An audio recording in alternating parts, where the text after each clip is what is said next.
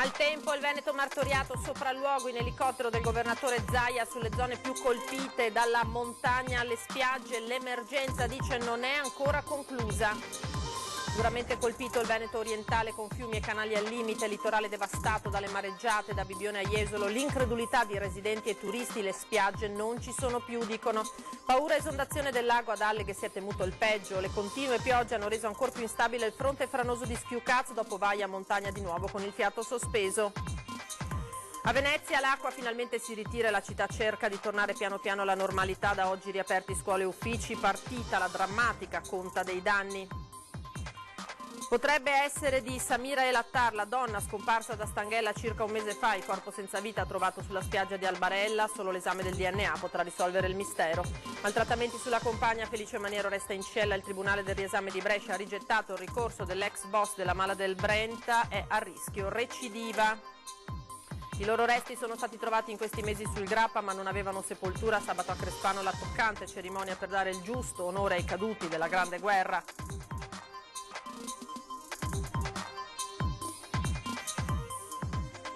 Una buona giornata, eccoci di nuovo in diretta dopo la lunga cavalcata di ieri in cui abbiamo raccontato in diretta dalle varie località del Veneto il maltempo. Tra stasera e domani è atteso un nuovo peggioramento che si protrarrà anche nella giornata dunque di martedì. È preallarme, allerta arancione sui bacini idrografici Alto Piave, Piave Pedemontano, Alto Brenta, Bacchiglione, Alpone, Basso Piave, Sile, Bacino Scolanti in Laguna, Livenza, Lemene e Tagliamento. Molti dei corsi d'acqua che anche noi abbiamo monitorato ieri e che vi abbiamo proposto nella lunga diretta. Lo stato di attenzione è stato dichiarato sul bacino Basso Brenta, Bacchiglione. Sappiamo che sono tantissime le zone colpite, dalla montagna al litorale, al Veneto orientale in particolare. Questa mattina il governatore del Veneto Luca Zaia ha effettuato un sopralluogo in elicottero proprio nelle zone più colpite, poi è sceso a rendersi conto di persona delle situazioni che si stanno vivendo. Tra le località più colpite dalle mareggiate violentissime di ieri, Bibbione, la spiaggia, una delle più vaste d'Europa, non c'è più.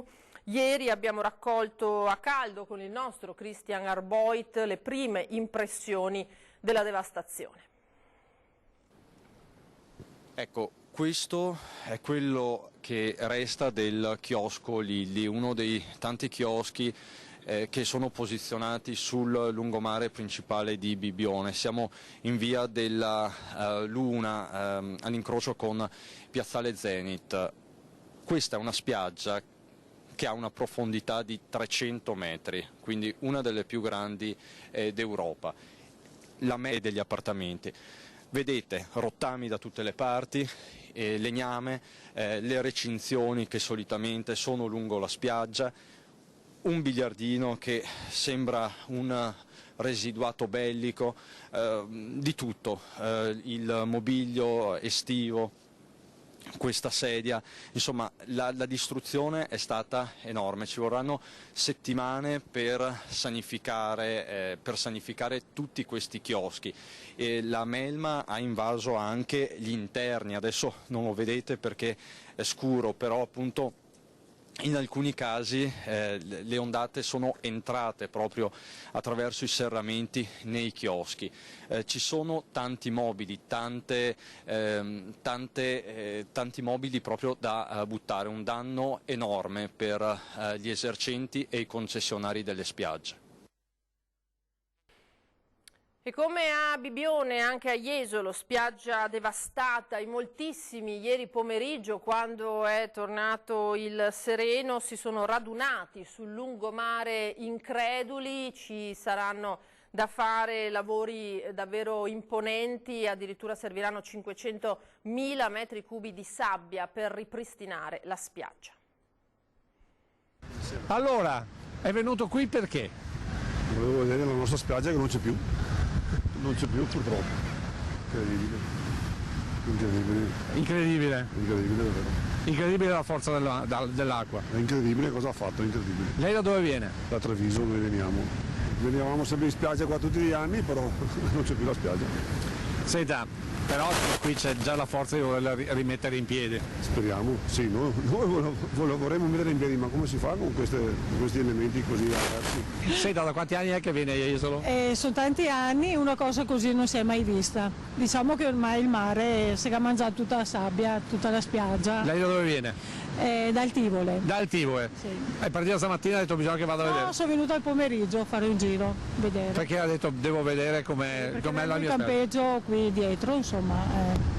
E ci tornerà quest'estate? Sì, sicuramente. Da dove venite? Veniamo da San Donà di Piave. E siete venuti a vedere? Siamo venuti a vedere il mare. Ma il mare o la spiaggia che non c'è più? La spiaggia che non c'è più, ma il mare è anche un bello spettacolo da vedere così. Non è bello perché fa danni, però. Io abito qua. Ah, lei abita qua? Abito qua a 200 metri, sì. E quindi se l'è vissuta tutta. Ci può raccontare come l'avete vissuti i giorni scorsi? Beh, martedì notte 40 cm d'acqua in casa e oggi no, perché noi già siamo un po' coperti, però il disastro così penso, non so, le 66. Sto registrando cosa è successo qui a Jesolo, il disastro che ha fatto l'acqua, praticamente l'alta marea, tutto quanto. Lei da dove viene? Io vengo da Fossalta di Piave. Ma se l'aspettava una cosa di questo genere? No, sinceramente no, era una cosa molto, molto grande, diciamo, molto grande. Senta, ma si aspettava una cosa di questo genere? Sinceramente sì, perché siamo abituati quando viene questo tempo di scirocco così, che il mare faccia questo tipo di danni qua. Secondo lei che soluzione ci potrebbe essere? Hanno fatto ad esempio le murete da altre parti? Forse costruire qualche diga. sistema di frangiflutti un po' diverso da quello che c'è adesso. Veramente è un disastro ogni anno. E allora queste erano le impressioni raccolte ieri pomeriggio a caldo dopo la devastazione. Andiamo a collegarci con la nostra Anna Maria Parisi, anche oggi abbiamo i nostri inviati sul territorio nelle zone più colpite. Anna Maria Parisi che è proprio sul litorale, è a Bibbione e ci racconta quello che è stato il risveglio durissimo per le località del litorale questa mattina. Buongiorno Anna Maria. Buongiorno Lina e a te e tutti i nostri telespettatori. Eccoci dunque in quella di San Michele al Tagliamento, comune dove appunto ci troviamo nella spiaggia di Bibbione e Pineda nella fattispecie. Qui sono stati erosi dalla furia del vento e del mare in tempesta oltre 35 metri cubi di spiaggia. Adesso vediamo che anche oggi il fiume e il mare si abbracciano in questo che è stato un abbraccio decisamente aggressivo e che ha prodotto gravi danni alla spiaggia e anche a ridosso delle stesse case. Ricordiamo che qui c'erano, dove ci troviamo adesso noi, oltre 1500, tra i 1500 e i 2000 posti di stabilimento, posti con gli ombrelloni, con le sedie, le sdraio, e vedi adesso mi sto avvicinando a uno dei tantissimi cavi della fibra ottica che è stata addirittura divelta. Vediamo dietro di me un altro palo e la centralina in cemento armato della fibra ottica, ancora qui fibra ottica. Di fronte a me, con la Paola che mi segue, vediamo altri cavi della fibra ottica. È stato divelto anche tutto il sistema fognario addirittura. Noi siamo arrivati qui accompagnati, e ringraziamo per questo, dagli uomini della Capitaneria di Porto, dalla comandante che presiede, devo fare attenzione a non cadere perché ci sono tanti cavi qui della fibra ottica anche leggeri, comandante che presiede alla Capitaneria di Porto di Caorle, che presiede anche la delegazione di Bibbione. Adesso qui c'è un signore con questa macchina qui. Lei chi è nella fattispecie? Io sono Lorenzo Braida e sono il direttore dei servizi di spiaggia di Bibbione Mare SPA. Ecco, stanno già lavorando gli uomini di là con i trattori perché i danni sono stati ingentissimi. Si diceva più di 1 milione di euro di danni qui soltanto a Bibbione. Sì, io non sono in grado di quantificare ancora i danni riguardo a Bibbione Pineda. Ho voluto approfittare della presenza ancora di personale e del fatto che oggi c'era una giornata che ci permetteva di lavorare per togliere intanto vetro e plastica e cominciare a togliere tutta la legna, lo spiaggiato dalla sabbia, in modo che se dovessimo avere la sfortuna di avere ancora una mareggiata nei prossimi giorni lo scirocco non ci copra quella legna, perché sennò la dovremmo togliere poi quest'estate dagli ombrelloni. Ecco, sì, perché poi ci sono anche i costi di questo tipo, cioè di smaltimento appunto. E allora, se sei d'accordo Lina, noi possiamo approfittare di lei per un passaggio, per vedere, per monitorare i lavori di là? Assolutamente sì. Ecco, grazie. Allora, se sei d'accordo ti restituirei la linea e nel frattempo con Paola Barbato cerchiamo di capire che cosa sta accadendo dall'altra parte, te la chiediamo a breve, Lina. Grazie Anna Maria, certamente, grazie a te, grazie al tuo ospite, a Paola Barbato, buon lavoro. Noi ora ci spostiamo proprio a Portogruaro, dove ieri era stata proprio la nostra Anna Maria Parisi, anche qui centro storico finito sott'acqua ieri, e davvero paura anche per quello che è il patrimonio artistico della città. Andiamo a sentire. Scusate, siamo in diretta TV. Succede spesso, vediamo, avete messo i sacchi proprio ai piedi della porta di casa, però l'acqua è arrivata lo stesso. Sì, purtroppo sì, oggi sì. Da che ora state lavorando? Sento le idrovore che stanno andando a tamburo battente proprio. Dalle 10:30 all'incirca siamo qua che tiriamo fuori acqua. Di questa mattina? Sì. Senta, ma c'era stato l'allarme, comunque vi avevano avvisato di questa possibile tracimazione dell'Emene? No, purtroppo no, ci siamo semplicemente informati tramite le maree di Venezia e ci siamo basati solo su quello. Poi purtroppo abbiamo dovuto ricorrere ai ripari all'ultimo secondo e infatti è tutto il giorno che tiriamo fuori acqua. È un ristorante. È un ristorante? Sì. Ecco, la porta d'ingresso qual è del ristorante? È questa? Sì. Ho capito. E oggi naturalmente siete stati costretti a tenere chiuso. Per la sicurezza abbiamo preferito annullare tutte le prenotazioni e chiudere il locale. Per fortuna ci siamo attrezzati e abbiamo buttato fuori l'acqua che entrava, però abbiamo 2 entrate, quella sulla cucina e questa qua principale, e l'acqua continua a entrare, diciamo. A casa vostra la situazione è tutto sotto controllo? Tutto sotto controllo, sì. Però avevate messo lo stesso i sacchi fuori? Sì, anche dall'altra parte. Dall'altra parte cosa significa? Perché avete il giardino? No, di là è l'altra via. C'è un'altra calle che va nell'altra casa e lì è più basso. E lì l'acqua è arrivata a 1 centimetro dal giardino. Però non è entrata fortunatamente. E abbiamo messo tutti i sacchi così comunque. Dal Veneto orientale alla montagna, perché c'è stata paura per l'esondazione del lago di Alleghe e non solo, anche il fronte franoso di Schiucaz ieri ha tenuto in apprensione. Stamattina ad Alleghe per sorvolare la zona c'era il governatore Zaia per rendersi conto della situazione. Abbiamo in collegamento telefonico, buongiorno, la nostra Tiziana Bolognani. Buongiorno Tiziana. Buongiorno Lina, buongiorno a voi.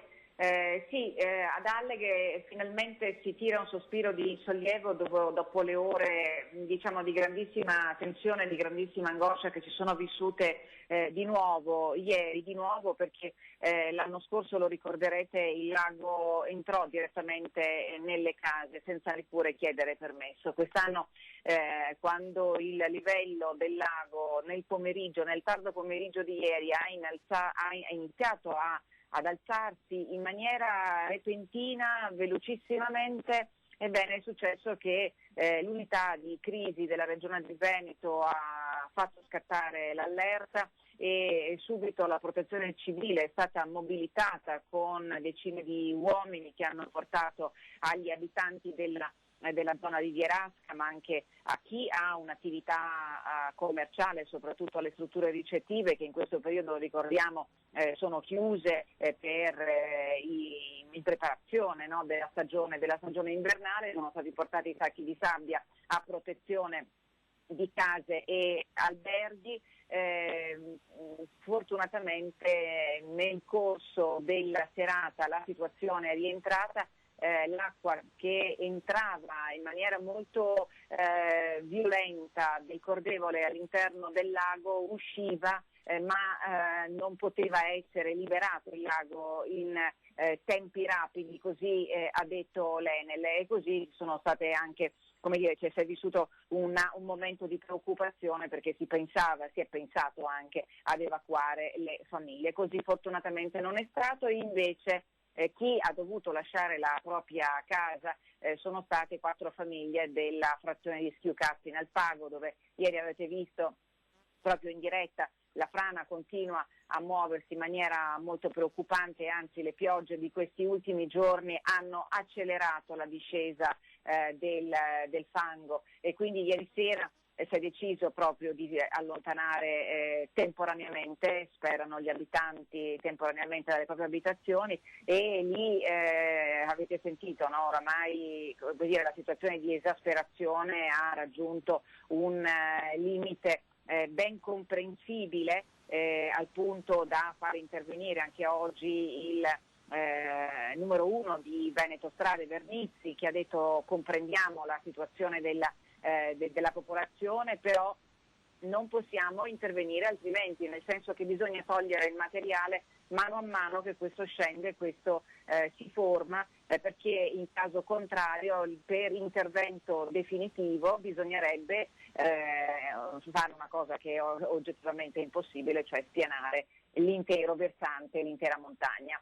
E questo non è possibile da fare, e quindi gli abitanti dovranno abituarsi, dice Vernizzi, a convivere con questa situazione che si spera possa essere comunque contenuta e comunque risolta nel giro di pochissimo tempo, confidando nelle previsioni meteorologiche, perché dopo la tregua di oggi, perché oggi è tornato a splendere il sole, non ovunque, comunque insomma c'è il sole in provincia di Belluno, da pomeriggio ARPAV indica ancora l'arrivo di nuove perturbazioni, e sono quelle di fatto che stanno tenendo con il fiato sospeso tutta la provincia di Belluno, perché da ieri i movimenti franosi, i numerosissimi movimenti franosi più o meno importanti si sono di nuovo rimessi in moto. È accaduto per esempio anche a Perarolo di Cadore, dove si è rimessa in moto la frana della Busa del Cristo, che è una frana storica che l'anno scorso aveva costretto anche all'evacuazione della popolazione. Abbiamo visto anche lì corsi d'acqua davvero impetuosi, no? Anche in quella zona. Tiziana, io ti ringrazio moltissimo, buon lavoro, sicuramente ulteriori aggiornamenti anche da te nel corso dei telegiornali di questa sera, grazie ancora per questo contributo. Allora, tra pochissimo noi andremo anche a Venezia con Ilaria Marchiori, ma prima vi diamo conto invece della conclusione della dichiarazione con la dichiarazione di fine emergenza del fine settimana di maltempo anche nel Vicentino. Domenica la chiusura del COC, il centro operativo comunale è aperto dalla prefettura.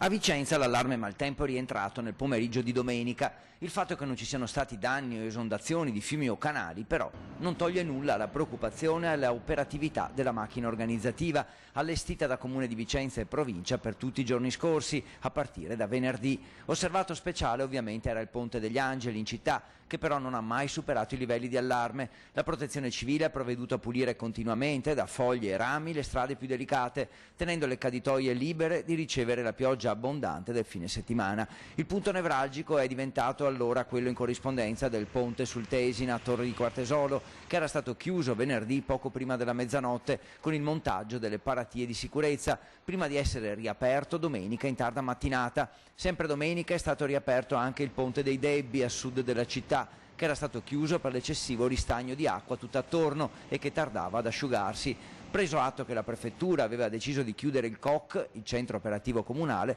anche il Comune di Vicenza ha fatto lo stesso domenica pomeriggio, proseguendo così ora nella normale procedura di monitoraggio.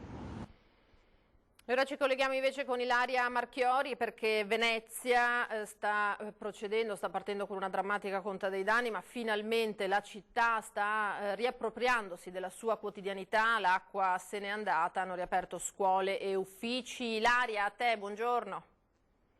Buongiorno da Venezia. Oggi finalmente la laguna si è svegliata all'asciutto rispetto a quanto accaduto nei giorni precedenti. Si prevede un picco massimo di 105-110 centimetri intorno alle 13:20, che sono gli stessi valori previsti anche per la giornata di domani, però alle ore 15. Come era stato annunciato, le scuole sono state riaperte sia in centro storico che nelle isole, a Lido e Pellestrina, mentre i residenti e commercianti stanno continuando a lavorare intensamente per far fronte ai danni subiti nei giorni scorsi. Tutte le scuole e gli asili sono state ripulite, tornando agibili, eccezione fatta invece per la scuola di Santa Teresa d'Orso Duro e la San Francesco alla Giudecca, dove, come ha spiegato l'assessore alle politiche educative del comune Paolo Romor, sono ancora in corso le operazioni di ripristino dopo la qualta straordinaria che martedì ha colpito la laguna. L'ufficio anagrafe di Murano invece rimarrà chiuso al pubblico, questo l'ha reso noto il Comune di Venezia, sottolineando che potrebbero verificarsi disagi per interruzioni alle linee elettriche e dati che le attività dell'Archivio di Stato Civile sono ancora sospese. Da Venezia è tutto, restituisco la linea allo studio. Ilaria Marchiori, ora noi ci fermiamo per qualche istante ma torniamo tra pochissimo.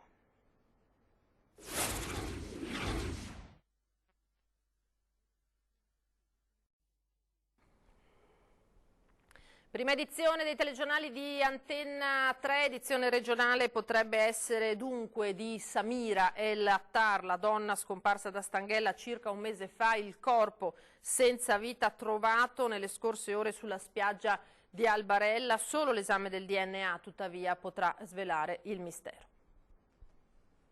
Il mare in burrasca davanti alla spiaggia dell'isola di Albarella restituisce ancora resti umani. Questa volta dalle acque è emerso un corpo di donna in avanzato stato di decomposizione. Ancora una volta però la vittima potrebbe essere una padovana. Il cadavere infatti potrebbe essere quello di Samira El Attar, la 43enne marocchina scomparsa da Stanghella lo scorso 21 ottobre. Secondo i primi rilievi della Guardia Costiera di Chioggia, che conduce le indagini, la morte risalirebbe ad un mese fa circa e quindi i tempi corrispondono, ma ancora nessuna certezza. I vigili del fuoco hanno recuperato il corpo senza vita dopo la segnalazione di un passante. Addosso la donna aveva una maglietta e dei pantaloni, ma nessun segno distintivo o anello che possa collegarla alla mamma marocchina scomparsa da Stanghella. Se Samira, di cui si sono perse le tracce dopo che era uscita ad accompagnare la figlioletta di 4 anni all'asilo, fosse scivolata nelle acque del fiume Frattagorzone, è plausibile che possa essere stata trascinata fino ad Albarella, perché il fiume poi confluisce nel Brenta, che sfocia proprio vicino all'isoletta del Polesine.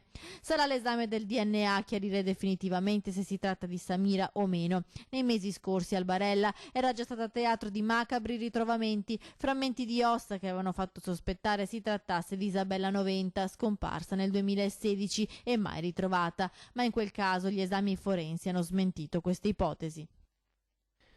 Felice Maniero resta in cella. Il Tribunale del riesame di Brescia ha rigettato infatti la richiesta di annullamento dell'ordinanza che a ottobre aveva portato in carcere l'ex boss della Mala del Brenta, accusato di maltrattamenti in famiglia sulla compagna e che da maggio aveva ottenuto il trasferimento in una comunità protetta. Per il riesame Maniero è ancora a rischio recidiva. Il mio assistito ha reagito con prevedibile sorpresa, non si aspettava nulla di diverso in questa fase, è il commento del suo avvocato Luca Broli.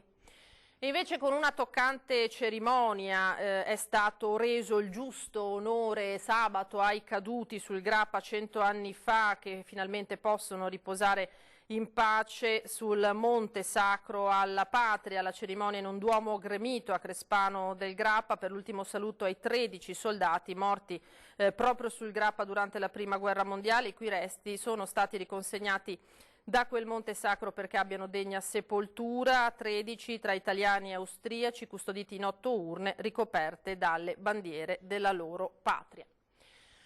Oggi veniamo alla nostra programmazione, ore 13 vi aspetta in diretta e in streaming dalle 13 alle 14 per analizzare le stragi di Stato, chi le ordinò, perché tanti misteri e silenzi. In studio con noi Michele Fassina, politologo, Giuseppe Palomba, segretario provinciale di Rifondazione Comunista, e Valentin Lomellini, docente di storia internazionale all'Università di Padova. Naturalmente aspettiamo le vostre telefonate allo 049 49 06 054 e vi ricordiamo naturalmente che Antenna trasmette sul canale 13 del digitale terrestre. Questa sera invece torna l'attualità politica di Ring dalle 21:15 su Antenna 3. Venezia, è finito il tempo delle chiacchiere, l'eloquente titolo della serata di Antenna 3. In studio Giampaolo Bottacina, assessore alla protezione civile del Veneto, Giorgio Deste, assessore alla protezione civile di Venezia, Ilaria Marchiori, giornalista di Media Nord-Est, Marco Favaro in qualità di esperto della Laguna di Venezia, Daniele Foccardi, presidente del consorzio Venezia Taxi, Giovanni Giusto, consigliere delegato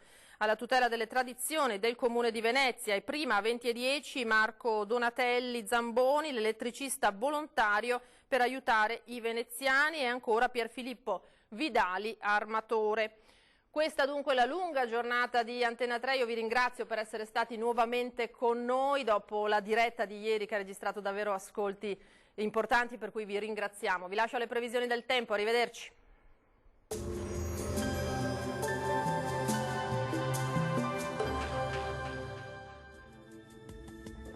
Benvenuti al Meteo. L'inizio della settimana vedrà ancora un tempo molto instabile sul nostro territorio. Vediamo con l'aiuto della grafica la situazione di lunedì 18 novembre.